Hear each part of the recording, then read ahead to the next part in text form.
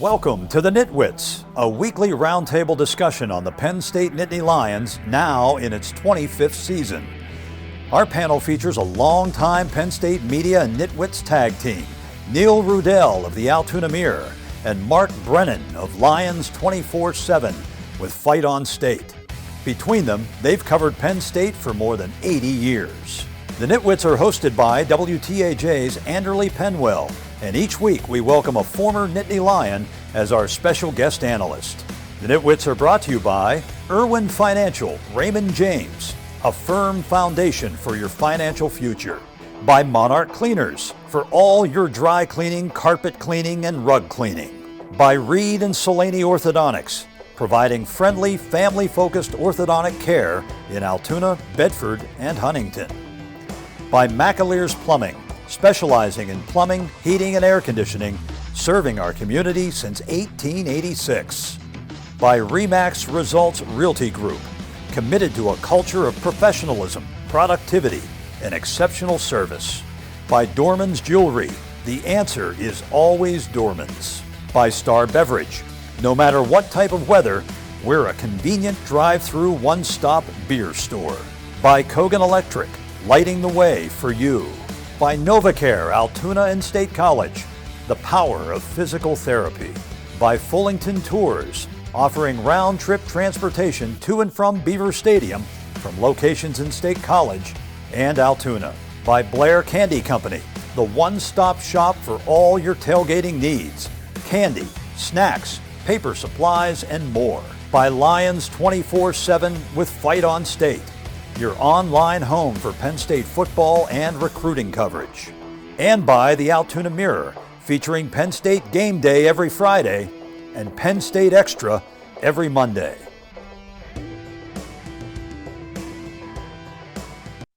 Welcome to Nittany Nation Overtime. Hello, and welcome to Nittany Nation Overtime. I'm Anderly Penwell. I'm joined by the OG Nitwit, Neil Rudell. Today, filling in for Mark Brennan from Lions 247 is his colleague, Tyler Donahue, and our guest this week is Mike Irwin.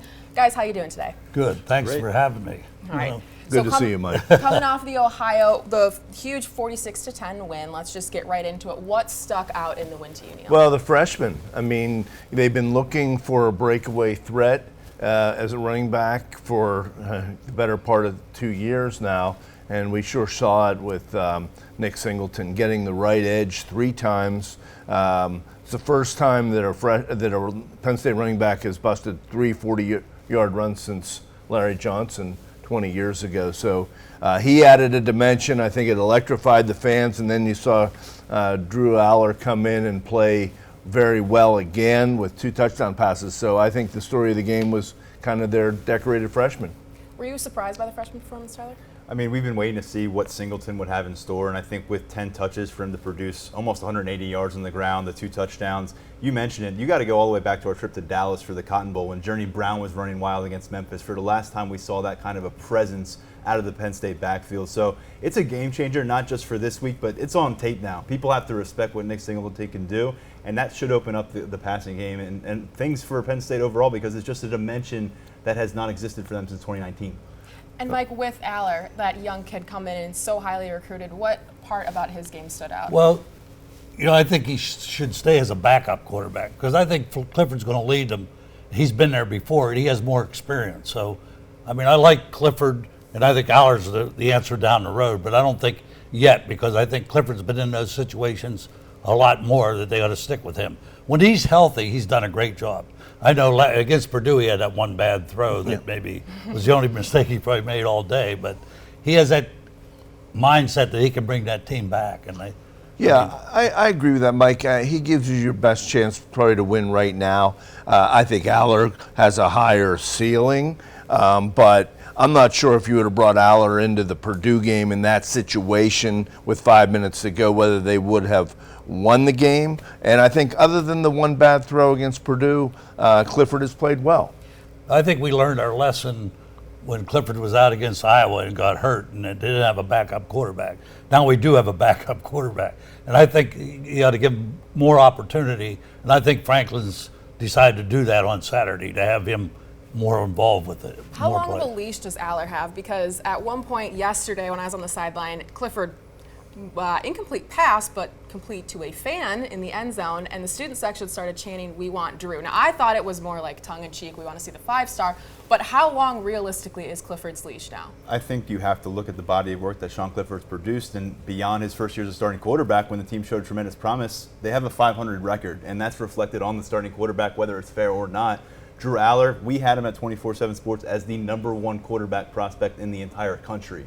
It's nothing to sneeze at. It's the guy that James Franklin hasn't brought in under his watch to this point. So I think when you look at the physical intangibles and what we're hearing from his teammates, from the coaching staff about the poise, he showed it on the road, 4 consecutive drives, 3 of them resulted in touchdowns. To me, Sean Clifford's the starting quarterback. There's no doubt about it. But we got some bears of a matchup to look at. You got the Auburn matchup, but then the Big Ten gets crazy. And Sean Clifford's gone through that machine before, and it's taken some turns that haven't worked out. And so I think you keep a close eye on it. And I think, are they going to work him in strategically, Drew Aller, with planned series this week? Well, he warmed him up in the second quarter, said that was the initial plan. Then they didn't go to him, even though it was 14-0 at that point. You weren't going to lose this game, but they were at midfield. I think he's handled it fine, and I think the Aller's presence has made Clifford play even better so far. So I would say he's not going to lose a game with Clifford if they can avoid it. But the one thing that I like what James has done so far this year, he's been very decisive in terms of his personnel, in terms of moving these freshmen maybe more quickly than we've seen before. I think we got to wait for this thing to play out. I mean, now if they get down to Auburn and get smoked or something like that, then might change your idea. But as long as Clifford's still winning, keep him in there, because he's capable of, bringing them back in late moments and everything else. Well, you can't teach experience, and iron sharpens iron. And when we come back after a quick break, we'll talk about more of the positives from the Penn State win over Ohio, including a whole bunch of players who caught passes. The NitWits are being brought to you by Irwin Financial Raymond James, a firm foundation for your financial future. By Monarch Cleaners, for all your dry cleaning, carpet cleaning, and rug cleaning. By Reed and Solani Orthodontics, providing friendly, family-focused orthodontic care in Altoona, Bedford, and Huntingdon. And by McAlear's Plumbing, specializing in plumbing, heating, and air conditioning, serving our community since 1886. You're watching Nittany Nation Overtime. Thanks for tuning in to Nittany Nation Overtime. Here are the 2 freshman standouts that we had here. Nick Singleton went off pretty substantially, 10 carries for 179 yards and 2 touchdowns. Drew Aller, 6 for 8 for 88 yards, 2 touchdowns, and no interceptions. So the freshman, as we were talking about last block, stood out. This is one of the highest ranked recruiting classes ever. Tyler, you can talk about this pretty well. When you have such a highly ranked class coming in, what does it mean to get a big win this early in the season, get a bunch of touches for those guys? Yeah, not just these guys getting garbage time, it's these guys contributing and boosting Penn State toward a victory. Let's remember, Drew Aller came in, it was 26-7. That's not 40-0. Like, I think people think James Franklin may have wanted to see that to give the hook. They gave Drew Aller a chance to go out and really separate Penn State and close out the game essentially. He was able to do that, and I think the ability to get guys like Caden Saunders, Omari Evans, who caught the touchdown. Omari Evans stands out to me, by the way, a guy who was playing wide receiver or quarterback at this time last year. He's a freshman receiver. And then Khalil Dinkins, a redshirt freshman. It's not just the first-year players to me. It's the second-year guys who maybe didn't sniff the field much last year. And some of the better stories are the walk-ons, the guys who are essentially the practice dummies. They're getting beat up every week. For them to get out there and get that payoff in a game action, it's something they'll carry forward. So this should galvanize your locker room at a time where you're starting to gain a feel for who you are as a team. That's key when you go on the road to SEC territory. Yeah, I mean, things are going very well right now. I think there was definitely a good chance that they could be a 2-0, but the way they are with having played so much, built depth at key positions, if not even a new starter at tailback, we'll see. I think that defensively too, you got to be pretty impressed. They allowed only 1 touchdown. They pretty much shut Purdue down in the fourth quarter. So they're riding. They're kind of becoming a complete team. The punting has been real good. Maybe we'll get to some of the others. Mike, what are you seeing in Singleton as a former running back? The way. Well, I guess when I look at Singleton, if you look at the plays he made, he got to the outside and made the corner. Now, I still don't think their short yardage offense is very good. I think they got to work on quick openers up the middle. I mean, because I think it lasts so many years, they were handing the ball off in the backfield, and the guy never gets a chance to hit the line. The holes are filling up, and especially when you run into Michigan and Ohio State, some of those big defensive linemen. I mean, you don't have all day to hold these guys out of there. And I'd rather see some quick openers. I mean, like maybe move Clifford or or under center. And well, they had that a little bit. The first play of the game, the Singleton carried, it was kind of a. Yeah. He hits the hole faster than some of their other backs. But if you think about it logically, you want that. Get in there as quick as you can because they can't hold those guys out forever. And on the subject, so I'd rather see the quick openers. Okay. And I think maybe the best guy to fit that bill for this team right now, maybe the other freshman, Katron Allen, who does have some power, but also we've seen it in the receiving game. Mm-hmm. There's a lot to like about these two guys, and I think there's a reason why Kevon Lee went from scoring the game-winning touchdown to getting one carry in this matchup. We're seeing it happen fast for Penn State's backfield. And Tyler, you touched on it. 17 players catching passes. That's only 16 total players caught one last year. So definitely expanding some of the offensive weapons that they have. Last year it was just Clifford to Dotson. I got an email from my brother-in-law reminding me of that. Neil got the same email. I saw it. Might be an NCAA record. He watches these games. He's such a fan. He's unbelievable. I mean, he watches every play, and he thinks it's a Swiss cheese defense all the time. But I'll tell you, our defense now is really strong. I mean, especially the back, the D-backs, defensive backs are really outstanding, I think. Yeah, they had a couple, Marquise Wilson. They had subs or backups that, really contributed yesterday. I think there were 24 guys on the defensive stat sheet. But I'd like to give some kudos to the right side of the offensive line because that's where Singleton went. And, between Strange and Wormley and Wallace and Effner, they sort of sealed that edge to get him out there. Yeah, and let's remember, this is a matchup that should be Penn State's easiest on the schedule. That goes for the offensive line. We have a lot to learn about this group, but I thought Caden Wallace was an important game for him to get his kind of footing back underneath him after a rough opener. Bryce Effner continues to contribute on the right side, but I will say on the 44-yard touchdown run for Nick Singleton, I gave a lot of credit to him because he did not necessarily have the sealed block there. That is a play that goes for 3 or 4 yards for Penn State in the last couple of years. He turned into a 44-yard touchdown. Again, there's a reason why 5-star running back, when he comes to campus and looks the part, you can't hesitate to let him get involved. Yeah, that speed in person is crazy. He just to make the corner, that's the important thing.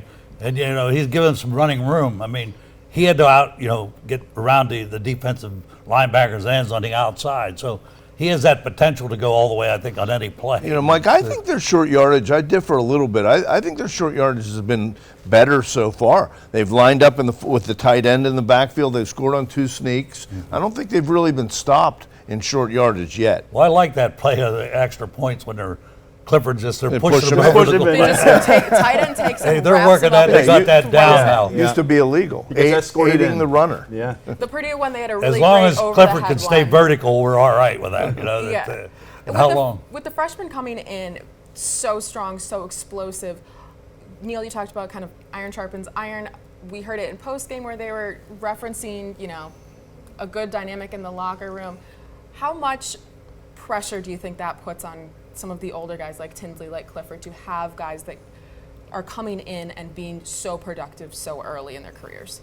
Well, I think that the competition, and you're seeing it with James is not waiting around, and I'm not sure he's going to take a loss to then move Aller into the starting position. If Clifford isn't playing well, into the second quarter, James wasn't real happy with the second quarter.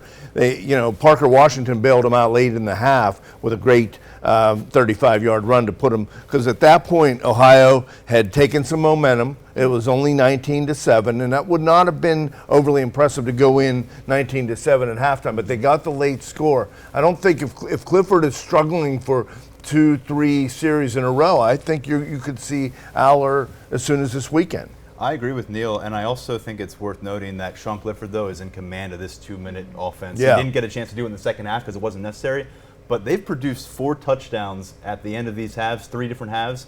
That's really a strong sample size for your quarterback, and a lot of that success came on the road against a Big Ten opponent. But I think, Franklin sees what he has. He recruited this guy. You have to be aggressive. You have to continue recruiting these top talents while they're on your roster now to make sure they feel comfortable and they feel like they have an opportunity. And I think we'll see Drew Aller by design against Auburn. The question is it by performance? And that Sean Clifford opens that door. But I think to your point, guys like Keandre Lambert-Smith, guys who've been around, they've played a lot of football, Kevon Lee, they're there every day on the practice field. They're in the weight room with these guys. They know how special this freshman class is. And if they want to win collectively, they got to understand there's going to be moments they have to stand aside and let the new kids do what they got to do. All right, and coming up after a break, all of the positives, and of course there are a few concerns with any game. Don't go anywhere. You're watching Nittany Nation Overtime. The NitWits are being brought to you by RE/MAX Results Realty Group, committed to a culture of professionalism, productivity, and exceptional service. By Dorman's Jewelry. The answer is always Dorman's. By Star Beverage. No matter what type of weather, we're a convenient drive-through one-stop beer store. And by Kogan Electric, lighting the way for you. You're watching Nittany Nation Overtime. Well, back here on Nittany Nation Overtime, let's take a look around the Big Ten. Ohio State blows out Arkansas State. Michigan beats Hawaii. Wisconsin drops one at home to Wazoo. Michigan State shuts out Akron. Another classic Iowa score. They fall 10-7 to Iowa State. And Nebraska falls 45-2 to Georgia Southern. So rough time to be a Cornhusker. Iowa has not recovered since that one fan made a fool of himself and made fun of Clifford when he was hurt. My cousin's a sophomore at Nebraska. Shout out, Lainey. Yeah. Sorry, girl, this must be a little difficult for you. But back to Penn State and Ohio. Overall, very good game, but with anything, there are, of course, some flaws. What stuck out to you as some areas of concern, if really any? Well, Pinniger. He missed a 42-yard shot. He hadn't had too many. They've been going for fourth downs in that zone at Purdue and even early on here. But that's his first really longer field goal. He missed it. Then he clanked an extra point. And the special teams in general, they had a holding penalty. So they, I think that's an area that can be shored up. Pinniger now in his career, guys, 10 of 19 for field goal attempts from the 40 to 49-yard range. If you remember, Jordan Stout was the guy who handled pretty much anything beyond 41, 42 yards, and he did it to a pretty high success rate. Jordan Stout was a much better punter than he was a place kicker. But to me, I'm with you. This is a problem because Penn State's not going to have a lot of 36-point margins the rest of the way. They're going to be in dogfights that are going to be 2 to 3 points one way or the other. Right. You can't have to cross your fingers when the kicker goes out there. The other guy that got, Sander Sahadak, redshirt freshman, problem is we have no idea how he's going to handle the pressure of a game, and that's the other concern. My biggest concern is still the offensive line. I know Neil was covering that earlier, but I think they have a lot of potential on that offensive line, and I think they're playing pretty well. But if we get into the meat of this schedule, we'll find out how good these offensive linemen really are. Well, they did allow 5 sacks, so you know. Yeah. Outside of the sacks, what are your other concerns about the offensive line? Well, I don't see many holes opening up, and the pressure. Some of these teams, again, the Ohio States and the Michigans. I'm not sure about Auburn, but they got some big defensive linemen coming there, and were they going to be able to hold them out? And my biggest concern is they should probably take some of the pressure off of them, and not to reiterate what I already said, but I think just to get them out of the way for a little bit. Well, when Mike was playing, he needed a highway to get some running room. No, this was just split hairs, but you don't see this very often. Third play of the game, Penn State has to burn a timeout because they only had 10 guys on the field on defense. And, that's splitting hairs. And when you win by 35 points, that's what you do. But you don't want to burn a timeout in a key situation that you might need down the road. They didn't. Neil, of course, always on the clock management train there. But when we come back, the best part of the show, our picks for the upcoming Auburn game. The NitWits are being brought to you by Fullington Tours, offering round-trip transportation to and from Beaver Stadium from locations in State College and Altoona. By Blair Candy Company, the one-stop shop for all your tailgating needs. Candy, snacks, paper supplies, and more. By Lions 24/7 with Fight on State, your online home for Penn State football and recruiting coverage. And by the Altoona Mirror, featuring Penn State Game Day every Friday and Penn State Extra every Monday.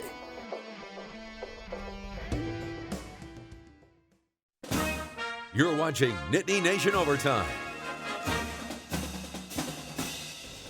Welcome back to Nittany Nation Overtime. Let's take a look at the upcoming Penn State schedule. Of course, they're going to Auburn this week. Then they're back home against Central Michigan. Big Ten opener against Northwestern. Then they travel to the Big House to take on now ranked number 4 Michigan. Then the whiteout against Minnesota.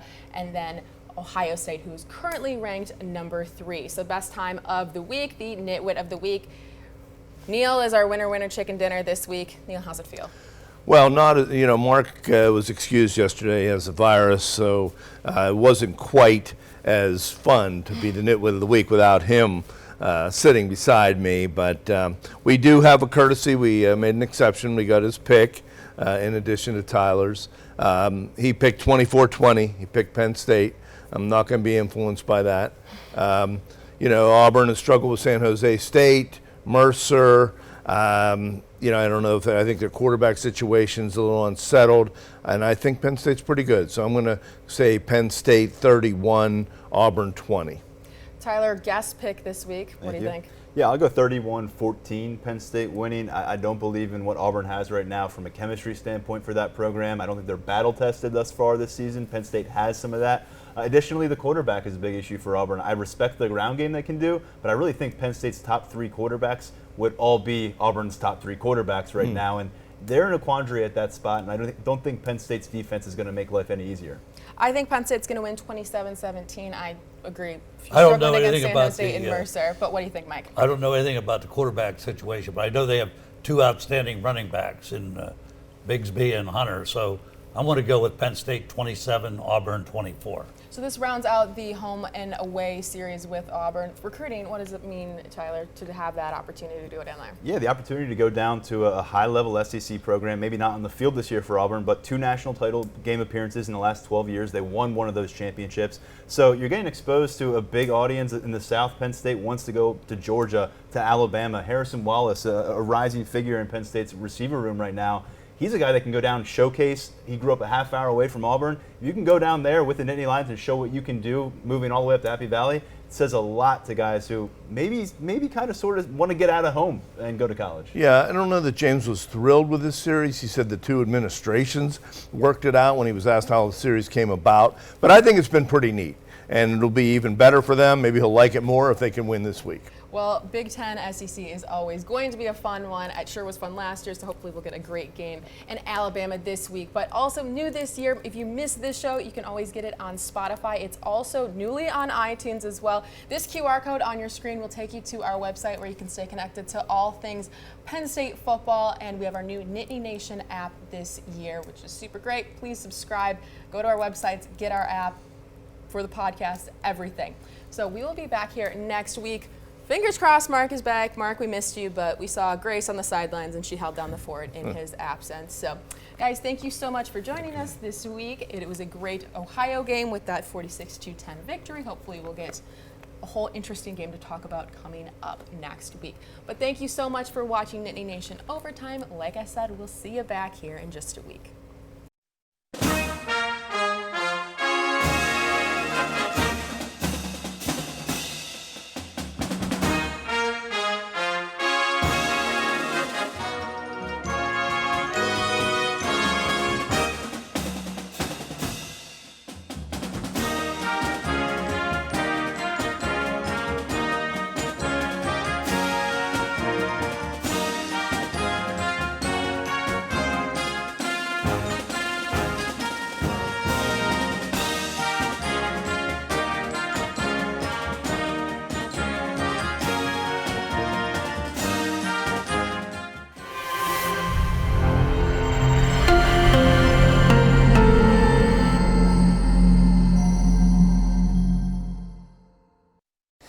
The Nitwits have been brought to you by Irwin Financial Raymond James, a firm foundation for your financial future.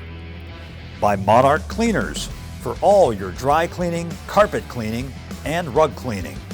By Reed and Solaney Orthodontics, providing friendly, family-focused orthodontic care in Altoona, Bedford, and Huntingdon. By McAleer's Plumbing, specializing in plumbing, heating, and air conditioning, serving our community since 1886. By RE/MAX Results Realty Group, committed to a culture of professionalism, productivity, and exceptional service. By Dorman's Jewelry, the answer is always Dorman's. By Star Beverage, no matter what type of weather, we're a convenient drive-through one-stop beer store. By Kogan Electric, lighting the way for you. By NovaCare, Altoona In-State College, we proudly support Penn State football. By Fullington Tours, offering round-trip transportation to and from Beaver Stadium from locations in State College and Altoona. By Blair Candy Company, the one-stop shop for all your tailgating needs. Candy, snacks, paper supplies, and more. By Lions 24/7 with Fight on State, your online home for Penn State football and recruiting coverage. And by the Altoona Mirror, featuring Penn State Game Day every Friday and Penn State Extra every Monday. Thanks for watching, and we'll see you next week.